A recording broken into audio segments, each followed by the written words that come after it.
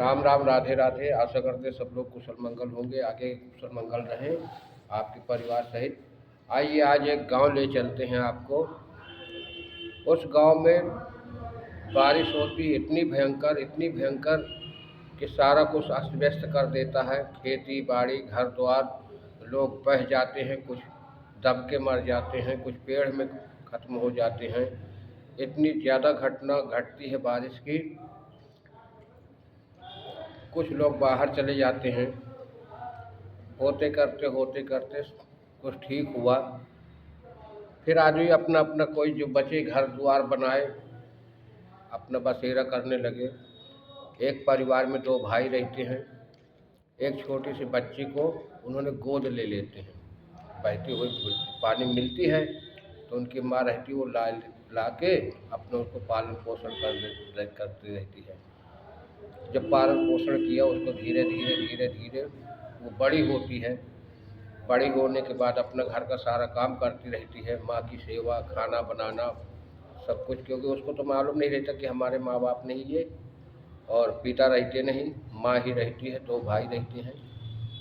दोनों भाइयों ने जा के दूसरे गांव कोई ताश खेलना, शराब पीना, यही काम था उनका।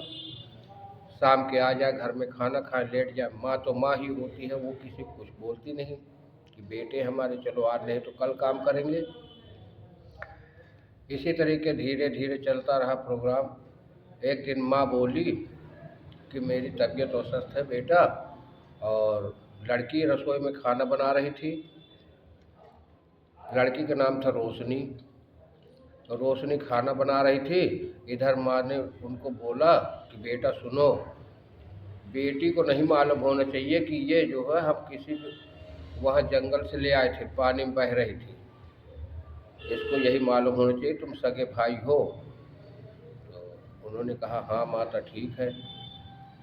इधर वो लड़की सारी रोशनी सुन रही थी बात। वो सुन उसको मन में बहुत धक्का लगा कि बताओ मैं अनाथ हूँ, और अनाथ होने के कारण भी सबको लोग मेरी इतनी सेवा करते, माँ जैसा प्यार मिला, भाई जैसा भाई मिले। खैर उसने दिल को तसल्ली दिया, खाना वाना लेके गई, अपना माता जी को खाना दिया और सब लोग खाना खाए, न लेट गए। रात में माँ का देहांत हो जाता है। जब माँ ख़त्म हो जाती है, सुबह उसका परवाह करते हैं, परवाह वरवाह करके अपना 2-4 दिन जब बीते, बात पुरानी हुई, तब उन्होंने कहा कि देख तो हमारे लिए बोझ है, तेरी हम शादी कर देते हैं। भाई बोले। तो उसने कहा कि भैया मैं तो सारा काम करती हूँ, तुमको प्यार से खाना बना खिलाती हूँ, सब कुछ करती हूँ। खैर वो नहीं माने, गए एक जजमान से बोले कि भैया हमारे बहन की शादी कहीं करवा दो। अब इस बात को मोहल्ले की भी जानते थे जो लोग रहे।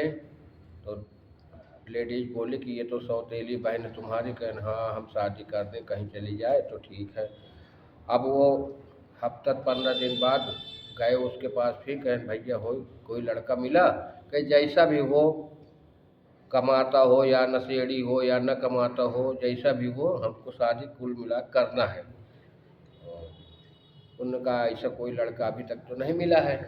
तब उन्होंने घर गए। घर जाने के बाद उसको बोले तो हमारी सौतेली बहन है, और तू जो है कहीं भी चले जा, हमको छोड़ दे, अपना कहीं अपना दूसरी जगह स्थान ढूंढ जाके। तो बोली भैया मुझको ये बात मालूम है। कहीं तुमको मालूम है सौतेली? कहें हाँ मुझको मालूम है, लेकिन तुमने आज अपने मुंह से मेरे सामने कह दिया। कहें हाँ तो ठीक है, हमारे लिए तो बोझ बन रही है। क्योंकि वो दोनों कुछ काम धंधा करते नहीं थे। अपना दूसरे गांव तीसरे गांव चले जाए, वहाँ ताश खेले, शराब पिए, शाम के अपना घर वापस आ जाते रहे, पैसा कौड़ी रहे ना। तब वो लड़की ने सोचा कि अब मैं बोझ बन गई हूँ इनके लिए। अब वो बेचारी जाती है दूसरे गांव में काम मांगते, काम ढूंढने जाती है। एक चाचा जी दरवाजे बैठे होते हैं, उनका घर बन रहा था। बोले कि चाचा अगर काम हो तो हमको काम में लगा लो, तो हमारे यहाँ खाने पीने की बड़ी दिक्कत है। बोले बेटा अपने गांव में तो काम तुम्हारे गांव में भी मिल जाएगा। बोले न हम गांव में करेंगे थोड़ा शर्म महसूस होती चाचा, अगर आपके यहाँ तो लगा लो। बोले कोई बात नहीं। चलो हमें ज़रूरत भी है। उन्होंने लगा लिया, शाम के पैसा दिया, वो चली आई। इसी तरीके करते करते कुछ दिन बीते, जब 10-15 दिन, तो सारा पैसा इकट्ठा करती रही, क्योंकि उसका खर्चा क्या है। तब उसके बाद वो आते, एक दिन दोपहर में आ जाते हैं। दोपहर में आ जाते हैं, देखा ताला बंद। तब मोहल्ले में पूछा, तब 2-3 औरतें बैठी रहे। कहीं वो तो रोज़ चली जाती है, कहीं तुम्हारी बहन कोई सती सावित्री थोड़ी है, वो रोज़े चली जाती है, कहाँ सुबह जब तुम लोग चले जाते हो। अब उनको और भड़क गए वो दोनों भाई। जब भड़क गए, जब शाम की आई, तो कहाँ जाती है, किससे कोई से मोहब्बत करती, किसके पास जाती, कहाँ रहती। तो बोले भैया नहीं, मैं काम करने जाती हूँ, तुम कहते हो हमारे लिए बोझ है, तो इसलिए मैं काम धंधा करती हूँ, काम करके आती हूँ। तो कहाँ पैसा। तब उसने पैसे दिखा, उन्होंने छिना लिया सारे पैसे और लेके चले गए दूसरे दिन। तब दारू वारू पी डाले। अब शाम के खाने के लिए पैसा नहीं। तब सुबह पहर फिर जाते ही काम में। अब काम इधर उनके यहाँ कोई तबीयत खराब हो जाती तो काम बंद करवा देते हैं। बोले बेटा आज तो काम बंद है, अब थोड़े दिन रुक जाए, क्योंकि हमारे घर में बहू की तबीयत खराब है, इसलिए काम रुकवा दिया है। तो उसको काम भी नहीं मिला। इधर वो शाम के आते हैं, फिर पैसा मांगते हैं। जब पैसा, तो काम नहीं तो पैसा कहाँ से। तब उसको घर से बाहर कर देते हैं, दरवाज़ा बंद कर लेते हैं। मोहल्ले की औरतें और इसका इधर उधर करके तो भगवा देती हैं। अब वो घर से बाहर चली जाती है, रोडते पेटते एक गांव क्रॉस किया, 2 गांव के जंगल पहुंचती है। जंगल में देखा तो एक संत वहाँ बैठे थे मंदिर में। तो वहाँ पहुँची, प्रणाम व्याम किया। माँ भूखी प्यासी बिचारी। संत बोले बेटा कहाँ से आओ। तो उसने बताया कि हम फले गांव से आए महाराज जी, कोई हमारे आश्रय नहीं, हमारे भाई हमको घर से बेदखल कर दिए हैं। बोले बड़े खतरनाक भाई हैं। कहें बेटा तुम्हारे गले में क्या है ये। तो ताबीज़ थी। तो उन्होंने कहा ताबीज़ है। उसने उतार के देखा तो उसका नाम लिखा था उसमें, रोशनी अंदर 2 परत में थी ताबीज़। तो जब देखा खोल के तो उसमें रोशनी लिखा था और नाम पिता का लिखा था। तब उसने कहा अरे बेटा तुम तो हमारे पुत्री हो। कहें हम तुम्हारी कैसे पुत्री हो गई। कहें ये तो हम जब तुम पैदा हुई थी तभी हमने तुम्हारे गले में अपना नाम और तुम्हारा नाम लिख के इसको तुम्हारे गले में तभी डाल दिया था, और ये राशि का नाम है तुम्हारा रोशनी। तो कहें हाँ रोशनी तो हमको कहते हैं, रोशनी तो सही है। तो कहें, तब उन्होंने बताया कि हम कुछ दिन पहले चले गए थे तीर्थ यात्रा में। अब तीर्थ यात्रा करने गए, जब वहाँ से वापस आए कुछ दिन में, तो पता लगा कि हमारा गांव सब अस्त व्यस्त हो गया है, हमारी औरत भी ख़त्म हो गई। तो हमने कहा जब औरत ख़त्म होगी तो बच्ची कहाँ हमारी बची होगी। तब हम उसी जगह से हम संत बन गए। अब यहीं पूजा तपस्या करते रहे, अपना वो फल फूल खा के पेट पालन करते रहे। कोई भक्त लोग आ जाते हैं, कुछ दे दिया तो अपना उसको बना खा लिए। इसी तरीके हमारा कटता रहा। लेकिन आज तुम बेटी हमारी मिल गई हो, अब हमें किसी की कोई ज़रूरत नहीं है। उसने रखा। रखने के बाद बोले बेटा हम फले गांव के जिम्मेदार हैं, लेकिन परिवार न रहने के कारण से हम संत बन गए थे। चलिए अपने घर परिवार में रहते चलते हैं। अब जाते हैं घर। जब गांव जाते हैं, गांव जाने के बाद सबको मालूम है कि अरे यार वो तो साधु के साथ वो लड़की आ गई रोशनी, आगे गांव गई है। कहे साधु के साथ आई, तो उनके भाई पहुंचते हैं। तो उनके साथ वो वकील लेके गए थे। वकील साथ में रहे बाबा जी के। बोले ये सारी जायदाद हमारे बेटी के नाम कर दो और आराम से हम रहेंगे। अब हमारे आगे चलने वाले तो बेटी है, और जिससे शादी होगी वो आराम से रहेगा। तो तब तक उसके भाई आ जाते हैं दोनों। जब भाई आ जाते हैं तो कहें बहन हमसे बहुत बड़ी गलती होगी। जब उनको पता चलता कि ये तो जिम्मेदार की लड़की है, तब उनको बड़ा धक्का लगा और वो कहें बहन हमसे गलती हो गई, हमें माफ़ कर दो। ये है मतलब सारा हाथ पैर जोड़ने लगे। तो लड़की ने बोला कि वकील साहब ये ज़मीन हमारे नाम न करके दोनों भाइयों के नाम कर दो।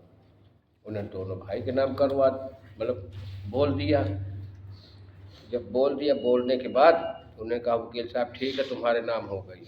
अब इधर चले जाते हैं। जब चले जाते हैं, अब कहें चलो बेटा हमें क्या ज़रूरत है घर द्वार से, हम तो सन्यासी आदमी, हम तुम दोनों जन रह रहेंगे जंगल में। अपना वही मंदिर भी चले जाते हैं। बेटी बाप जब वहाँ चले जाते हैं तो एक दिन बाद अपना खाना पानी बनाते रहते हैं प्यार से, माँ बेटी बाप बेटी। अब इधर से ये लोग क्या करते हैं कि वहाँ जुआ का अड्डा खोल दिया, कोई दारू का अड्डा खोल दिया। एक भाई दारू का अड्डा खोला, एक भाई जुआ का, एक भाई मुजरा का कि लड़की नचवाए बढ़िया पैसा आएगा। अब इधर पुलिस आती है, पुलिस आती उनको पकड़ लेती है। जब पकड़ लेती है तो कहें ठीक है सिपाही जी, एक काम करिए कि हम तुमको आधी ज़मीन दे देते हैं, तो हमको छोड़ दो, यही लेन देन करके तुम्हारे नाम करवा देंगे। तब वकील को बुलाते हैं, तब तक वो भी माँ बाप बेटे आ जाते हैं। बाप बेटी आती हैं तो कहें क्या हुआ, तो वकील बोले कि इन्होंने सिपाही बोले कि ये कह रहे हैं कि 1-2 बीघा जो है लेके रफा दफा कर दो यही केस। तो कहें अब तो ये हमारी है, हम बेच सकते हैं, अब तो बहन की रही नहीं। तब वो बहन बोले कि अभी तक तुम्हारी ज़मीन नहीं हुई है, हम तो झूठ बोले तुमको सुधारने के लिए। अगर तुम आज पहले सुधर जाते तब हम तुम्हारे नाम आज ज़मीन करते। लेकिन उस दिन हम वकील साहब से कहा तो उसमें हमने झूठ बोला था कि तुम्हारे नाम हो गई ज़मीन। वकील साहब भी झूठ बोले थे और तुम्हारे रवैये देख के तुम्हारे कोई ज़मीन नहीं, कोई जड़ नहीं। जब पहले नहीं सुधरे तो अब और नहीं सुधरोगे। इसलिए भाई सिपाही इनको ले जाओ, जिनकी करनी इन्हीं को मिले। अब वो लेके चले जाते भैया उनको जेल। जेल जाओ, वकील उनको कागज़ पकड़ाते हैं, लड़के के नाम पूरी रियासत होती है, उनकी जड़ ज़मीन जितना है आराम से वहीं रहने लगे। यहाँ तक हमारी कहानी रही।